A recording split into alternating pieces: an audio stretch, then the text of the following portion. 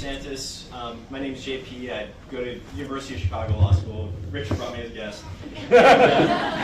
I just wanted to ask you a question about Chicago because I currently live there. You know, you see states like Illinois and Chicago in specific, which is really fighting against the Trump administration. In fact, there's a lawsuit right now trying to fight against some of the ICE orders.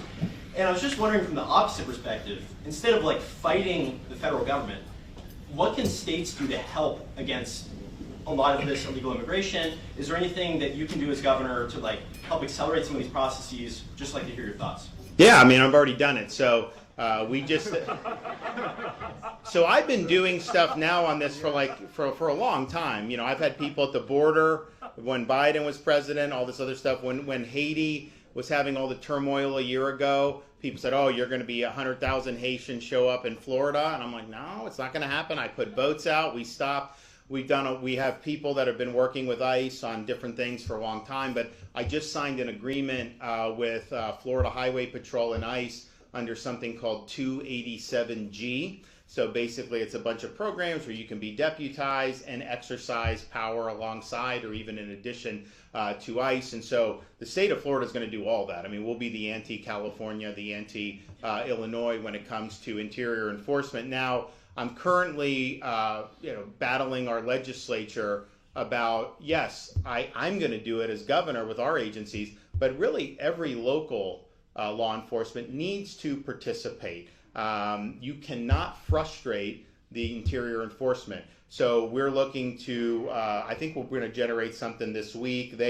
I called them in, they didn't like that, so they passed a really stinker bill. It blew up in their face, and so now I think they're looking to do some good policy. But basically, if you say you have an obligation to help, we'll provide funding and grants so that you're not detracting from other things. But it can't just be that someone comes illegally and unless they commit an axe murder, you're not going to ever enforce the law against them. That doesn't work. So I think we hopefully will be able to get this in statute where the duty on both state and local are to participate. And so I think you'll see a lot of these agreements that will be signed.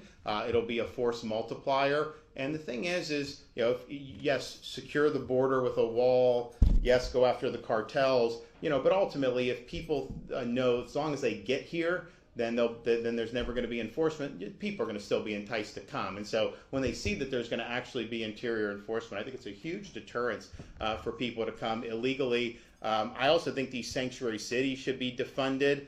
I think you probably need Congress to actually do that. I know they're trying to do a lot through executive action, and maybe some of it will stick. But if Congress appropriates money, it has the right to condition that money. I'm not sure the executive can just simply impose. You may be able to. I don't know. I think these are open questions.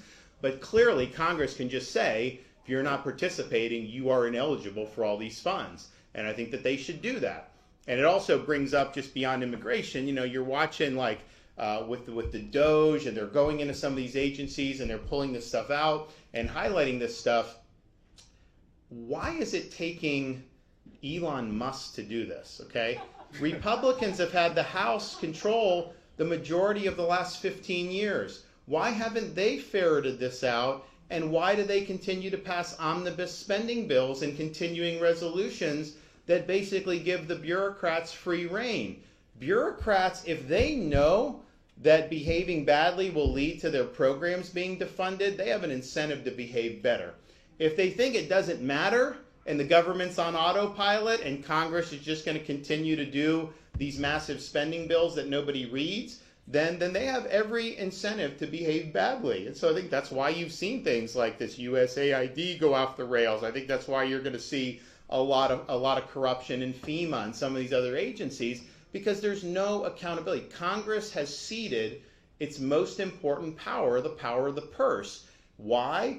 Largely because Republicans fear a lapse in appropriations, a government shutdown, that's the worst thing ever. Well, okay, if you think avoiding that's the worst thing ever and you're just going to continue to write checks with no strings attached and let the bureaucrats continue what they're doing, then don't turn around and complain when the bureaucrats behave badly. You're funding them. You are providing this for them. And so I think it's been the great failure of Congress that they haven't exercised the power of the purse. You would not have a bloated administrative state like you do if Congress was serious about policing bad behavior within the bureaucracy. So if you want to bring the administrative state to heel, it's not going to be enough to just turn Elon Musk loose. You're going to need Congress to actually follow up and use the power of the purse.